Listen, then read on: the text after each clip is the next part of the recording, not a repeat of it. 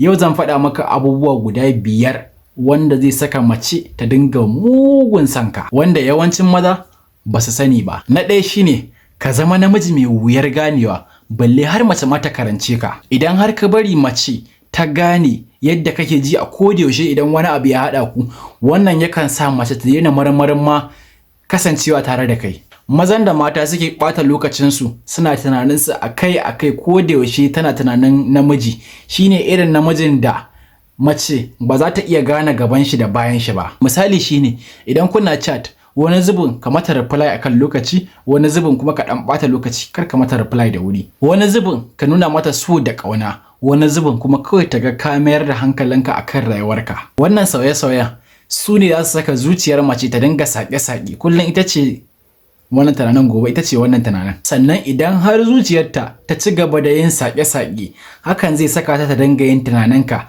akai-akai. Na biyu shine kar ka sake ko da wasa ka cika mace da kulawa, ma'ana ka dinga bata mugun kulawa fiye da kima. Kulawa wani abu ne mai matuƙar tasiri. Daga lokacin da kulawar da kake bayarwa ta zama bata da adadi, hakan zai saka wannan kulawar da kake bayarwa ta rasa darajarta. Yawancin maza tunaninsu shine bawa mace kulawa, tura mata saƙonni, kiranta akai-akai da kuma zuwa wurin ta hira akai-akai shine zai saka mace ta dinga mugun ƙaunarsu. Kai kuskure da aboki da ba haka bane. Amma a zahirin gaskiya abubuwan da na lissafo a sama suna bayar da sakamako akasin hakan ne. Ƙarancin ganinka ne kawai zai ƙara maka daraja a idanuwan mace. Ganinka zai zama wani abu mai matuƙar muhimmanci a wurinta. Na uku shine ka bari mace ta fara investing a kanka. Babban kuskuren da yawancin maza suke yi shine nuna kulawa da sadaukarwa a karon farkon haɗuwarka da mace. Suna bibiyar duk wata hira, amma marmari da ƙaunarka za su ƙaru ne a cikin zuciyarta a daidai lokacin da ta fara ba da gudunmawarta a cikin soyayyar nan taku.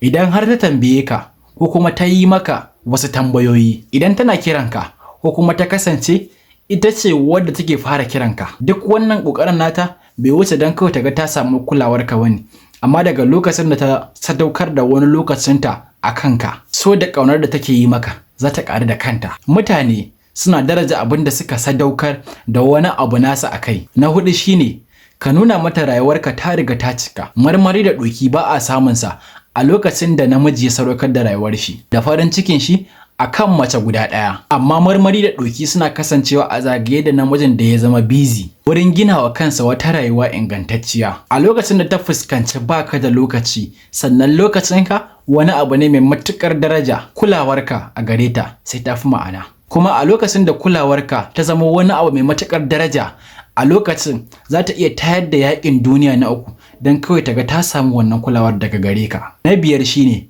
ka zama kai ne kake fara katse duk wata hira da take a tsakaninku. Ɗan ƙanƙanan abu ne yake bambance tsakanin namijin da ake yawan tunani a kan shi da kuma namijin da ake iya mantawa da shi a koda yaushe. Su suke fara barin abu ba tare da ɓacin rai da tashin hankali ba. Haka kawai a lokacin da hira ta fara daɗi sai su katse ta. Wannan katse hirar da kai zai saka ta ji ba ku gama magana ba, sannan wannan abin zai kasance a cikin zuciyarta. Duk wani abu ko kuma wani yanayi da ya kasance ba a kammala shi ba yakan tsaya a zuciyar mutane fiye da hirar da aka tsaya aka kammala. Sannan dan Allah a yi sharing, saboda na sha muguwar wahala ko in ce bakar wahala kafin na kawo muku wannan bidiyon. Allah ya sa mu dace.